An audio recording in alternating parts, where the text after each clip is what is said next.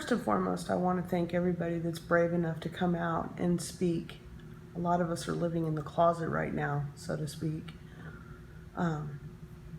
Afraid of backlash, afraid of property damage, afraid of physical harm, to speak out and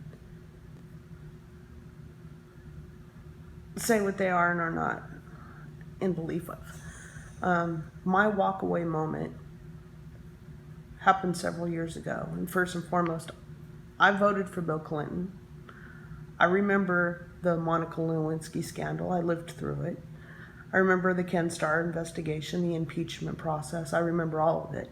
And a lot of the people, in this day and age don't remember, didn't think it was a big deal, or how could he be that?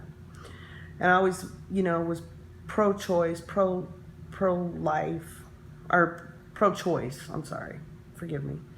And I was married, had 3 kids, and, living the basic dream.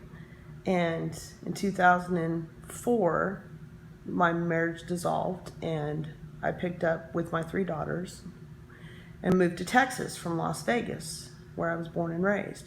Pretty liberal state, pretty liberal town anyway. And, settled down here in a semi-small town in Texas, wanted to raise my daughters, with the morality that I had. I had, through my divorce, become a born-again Christian, and, was trying to live a good life and just didn't want to be around the elements that Las Vegas, is built upon. So I'm here and I'm doing my thing and raising my girls, and I work in a kitchen, and this is going to, I want to say 2007, late 2006, early 2007. The chef that I worked with, he played talk radio all day. I mean, I felt that I was semi-engaged, in politics and everything else, but he had on Mark Levin, and he had on Hannity, and he had on Mark Davis. And so every day, day in and day out, going into 2007, every day I'm listening and I'm hearing what they're saying about, Barack Obama. And I started really researching and looking into him, and really started understanding that this man is just smoke and mirrors, and nobody was vetting him. Nobody was looking into Jeremiah Wright. Nobody was looking into all of his associations, basically his ascension, to being the chosen one to become our president. And I started voicing these concerns to my sisters, one living in Colorado, one living in Vegas, and my twin brother. And I was labeled a racist. I was labeled, a KKK member. I was so backwards thinking. What had Texas done to me? And all I kept saying is, y'all aren't paying attention to what's going on. Nobody's asking him the pertinent questions. Nobody's asking him about his affiliations, his Saul Alansky or whatever his name, his communist-like mentality. And he won, and I legitimately stopped watching the news. I legitimately stopped reading the newspapers, because I knew, I didn't know how much his policies or what he was bringing to the White House would affect my day in and day out. I'm a blue-collar worker. I work in kitchens, have for 25 years. And just this downward spiral of morality and and the race baiting and the tension and everything's racist, everything's racist, everything's racist. And I love everyone. I base my decision making on people for the content of their character, their work ethic, their honesty. I don't see color unless you make me see that, and then I call you out on it. I don't bullshit. We all bleed red. So I have gay friends, black friends, Mexican friends. I work with everything, with everyone, every race and religion you can imagine. And then all this intolerance about people voicing concerns about people of Muslim faith coming into communities and slowly entrenching their way in. And me and my husband lived in an apartment a couple years back, and there was this Middle Eastern woman who wore a full hijab, she and like 3 other women lived in this apartment. There were never any men present except for the one day they moved in. And his name was Muhammad. And we introduced ourselves because we were coming home from dinner one night.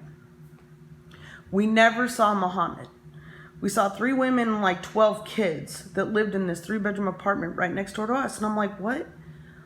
You know, and I would voice this to some friends, and they'd say, oh, you're just Islamophobe. And I'm like, no, there's something there, you know? And it just ate at me. Well, we wound up moving, and I don't know whatever happened to them and don't really care. But I do believe in border control. I do believe in vetting who comes into this country. I remember 9/11 like it was yesterday. And just the day it happened, the shock, there was a quiet that we will never, ever experience again amongst ourselves. People were kind to one another. This was in Las Vegas, and if you've ever been to Vegas, it's a valley, and planes come in and planes fly out. There were no planes. People in traffic would stop and be courteous and nice, and you know, it was horrific. And then to find out that that was the element, you know. So I am always on my guard. If that makes me a racist, I don't think so. I just remember how it was right after it happened. And I carry that with me all the time. I never will forget. And I try to instill in my daughters, you know, be vigilant about who's around you, where you're at. Anyway, I'm going on a tangent. So when Donald Trump came down that escalator, I knew.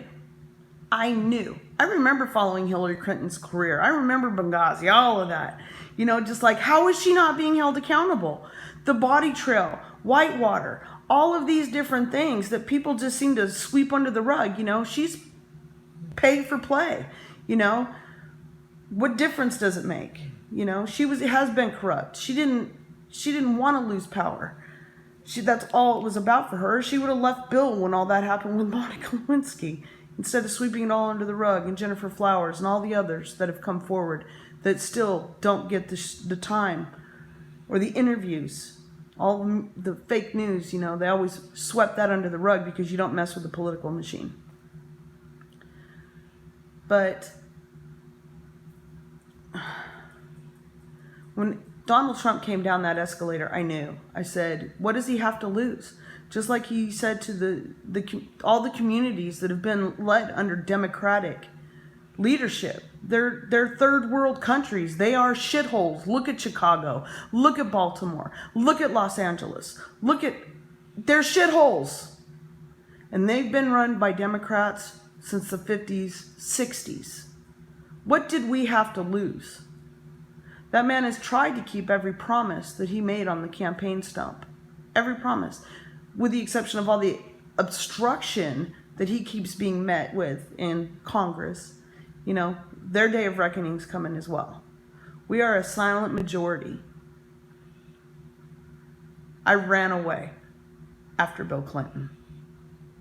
I couldn't be happier with the direction that President Trump is taking this country in. I'm a proud American. My daughter serves in the armed forces. America first. Make America great again.